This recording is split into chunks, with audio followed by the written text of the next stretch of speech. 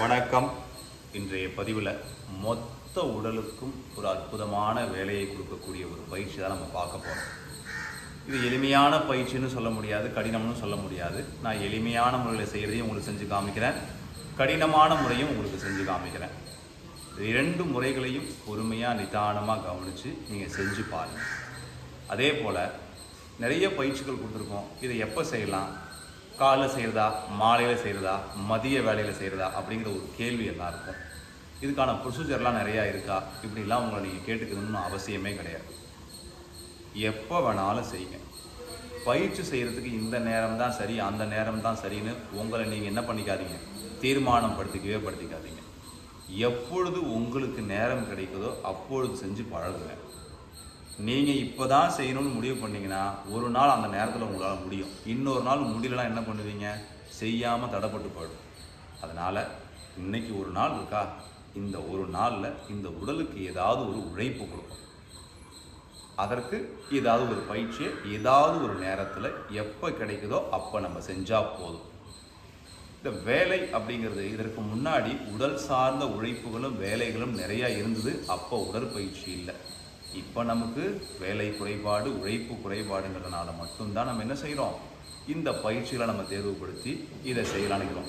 வேலை செய்கிறதுக்கு நேரத்தை வச்சு தான் செய்வீங்களா என்ன? சப்போஸ் இப்போ உங்களுக்கு ஒரு வீட்டில் ஒரு வேலை இருக்குது, நான் இப்போ மட்டும் தான் செய்வேன், அடுத்த நேரத்தில் செய்ய மாட்டேன் அப்படின்னு 4 நாள் தள்ளி போட்டே இருப்பீங்களா என்ன? கிடையாதுல்ல. அது மாதிரி தான் உடற்பயிற்சி. அந்த உடல் உழைப்பு குறைவாக இருக்கிறதுக்காக நம்ம இந்த உடற்பயிற்சி பண்ணுறோம். அந்த உடற்பயிற்சியை நீங்கள் எப்போ வேணாலும் செய்யுங்க.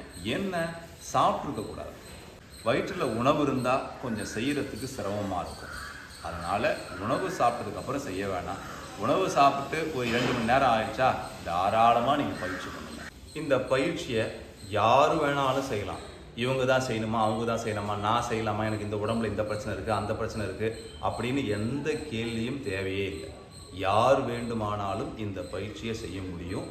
அதற்கு ஏற்றால் போல பயிற்சி தான் நான் இப்போ உங்களுக்கு கொடுக்க போகிறேன். அது நீங்கள் உங்களுக்கு பார்க்கும்போதே தெரியும். சும்மா தரையில் படுக்கிறோம், படுத்து என்ன செய்கிறோன்றதை மட்டும் நீங்கள் கவனித்து பாருங்கள், உங்களுக்கு தெரியும். இந்த மாதிரி இப்போ இப்படி படுத்துக்கணும். படுத்துட்டு கையை என்ன பண்ணிக்கோங்க, மேலே நீட்டிக்கோங்க. சரி, இப்போ நம்ம இப்படி நீட்டிட்டு அப்படியே என்ன செய்கிறேன்னு பாருங்கள். அப்படிங்க பாருங்கள், அப்படி திரும்ப இந்த பக்கம் திரும்பி வரேன். பொழுதுங்களை என்ன செய்கிறேன்னு அப்படியே திரும்பி பாருங்க. அப்படி திரும்புகிறேன், திரும்பி இந்த பக்கம் வரேன். அதே போல் இந்த பக்கமும் திரும்பிட்டு இந்த பக்கம் வரணும். இதுதான் பயிற்சி. அப்படின்னா இது ஈஸியாக எளிமையாக செய்கிறதுக்கான முறையை நான் சொல்லிட்டேன். இந்த பயிற்சி எப்படி தெளிவாக செய்யணுங்கிறதையும் உங்களை நான் இப்போ செஞ்சு காமிக்கிறேன் பாருங்க. இப்போ பாருங்க, காலை எடுத்து தூக்கிக்கிட்டுனா, கையை எடுத்து தூக்கிக்கிட்டுனா அப்படி போகிறோம். ஓகே, திரும்ப அங்கே வரோம், திரும்ப முன்னாடி போகிறோம், பின்னாடி வரோம். புரியுதா பயிற்சி எப்படின்னு? ஆனால் இந்த மாதிரி செய்கிறது கொஞ்சம் கஷ்டம். அதனால் நீங்கள் என்ன பண்ணலாம், அப்படியே தரையில் படுத்துக்கலாம். படுத்துட்டு என்ன பண்ணுவோம், அப்படி குப்புற வரோம், திரும்பி அப்படி வந்துடுறோம், திரும்ப இந்த பக்கம் குப்புற போகிறோம், திரும்பி இந்த பக்கம் வரோம். அவ்வளோதான், ஈஸி. இது யாராலையும் செய்ய முடியாதுலாம் சொல்ல முடியாது, எல்லாராலையும் செய்ய முடியலாம். வருங்க, இப்படி போயிட்டு இப்படி வர முடியாதா என்ன? இப்போ பயிற்சியை பார்த்துருப்பீங்க நான் எப்படி செஞ்சேன்னு. இதில் யாராவது முடியாதுன்னு சொல்ல முடியுமா இந்த பயிற்சியை? நீங்கள் சும்மா யோசிச்சு பாருங்களேன். மல்லாக்கப்படுத்து குப்பரப்படுக்குது, திரும்ப குப்பரிலேருந்து மல்லாக்க வரும், அவ்வளோதான். இந்த பக்கம் ஒரு தடவை போகிறோம், அந்த பக்கம் ஒரு தடவை போகிறோம். இதை விட ஒரு எளிமையான பயிற்சி தேவையா? யோசிச்சு பார்த்தா உங்களுக்கே புரியும். இதுக்கு எந்த ஒரு ப்ரொசீஜருமே தேவையில்லை. நீங்கள் பாட்டு என்ன பண்ணலாம், அப்படியே திரும்பலாம், அப்படியே வரலாம், இந்த பக்கம் போகலாம், இப்படி வரலாம். இது மாதிரி ஒரு 20லேருந்து 24 தடவை செஞ்சு பாருங்கள், என்ன நடக்குதுன்னு உங்களுக்கே புரியும். நான் பயிற்சிகளை கொடுக்கும்போது நிறைய பேர் கேளுங்க, இதுக்கு என்ன பலன்னு சேர்த்து சொல்லுங்கன்னு. ஒவ்வொன்றுக்கும் நான் பலன் அது இதுன்னு உட்காந்து நான் கதை வேணால் பேசிக்கிட்டே இருக்கலாம். அந்த மாதிரி பேச விருப்பம் இல்லாதனால தான் இந்த எல்லா பயிற்சிகளும் நம் உடலுக்கு ஒரு வேலை. நம் வேலை குறைபாட்டின் காரணமாக உடற்பயிற்சியை செய்கிறோம். அந்த உடற்பயிற்சியால் உடம்புல ரத்த ஓட்டம், வெப்ப ஓட்டம், காற்று ஓட்டம் சீராக இருக்கும்.